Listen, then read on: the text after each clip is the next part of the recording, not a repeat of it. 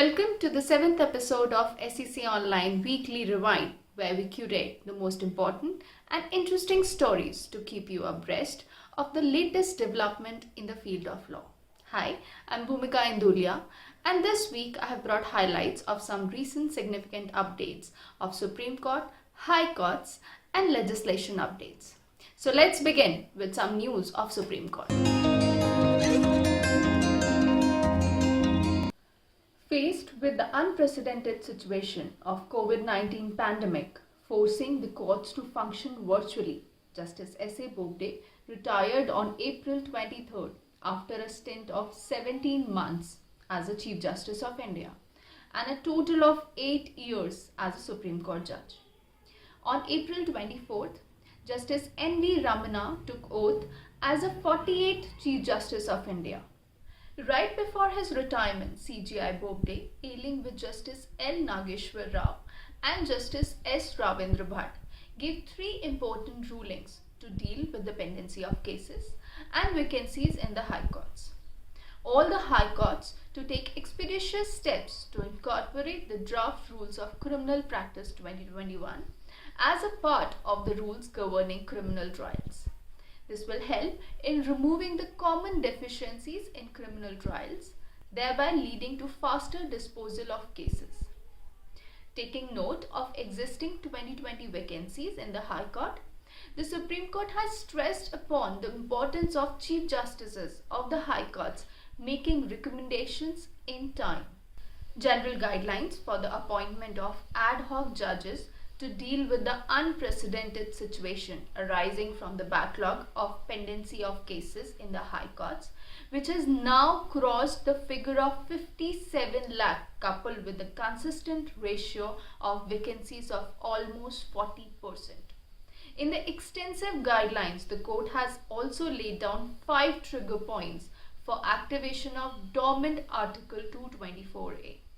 In a much talked about order, the Supreme Court has stayed the Allahabad High Court judgment issuing directions for lockdown in the state of Uttar Pradesh, but has directed that the state government to immediately report to the High Court about the steps it has taken and proposes to take in the immediate future within a period of 1 week in view of current pandemic. The Allahabad High Court has also issued several directions to contain the spread of coronavirus in the state, but had remarked that they are nowhere close to complete lockdown. In another case, Supreme Court calls for the even-handed distribution of COVID essentials like oxygen and asks the central to submit a national plan. Taking suo motu cognizance of the grim situation of the country hit by second wave of COVID-19 pandemic, the Supreme Court has asked the central government to report on the plan to deal with the shortage of COVID essentials.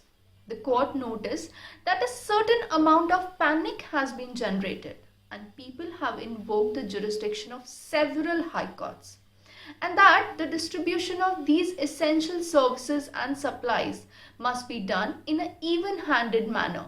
The court will now hear the matter on April 27.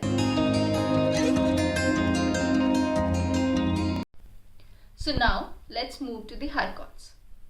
Bombay High Court, while addressing a concern regarding the door-to-door vaccination for elderly and disabled citizens, said that it is for the government and its appropriate department to explore ways and means to prevent contamination as well as exposure of vaccine beyond recommended temperature, so that the vaccination program can be taken to doorsteps of elderly and disabled citizens. In an appeal with respect to passing of an injunction against the use of name of Covishield by Serum Institute of India for its COVID-19 vaccine, the Bombay High Court observed that a temporary injunction directing Serum Institute to discontinue the use of mark Covishield for its vaccine will cause confusion and disruption in the vaccine administration program of the state. In another ruling, while addressing the issue with regard to difficulties being faced by the patients in obtaining RT-PCR reports, The Bombay High Court directed the laboratories that the said reports be made available on WhatsApp and to be uploaded on ICMR portal within 24 hours for the patients testing positive, whereas for the patients who test negative to be uploaded on the portal within 7 days.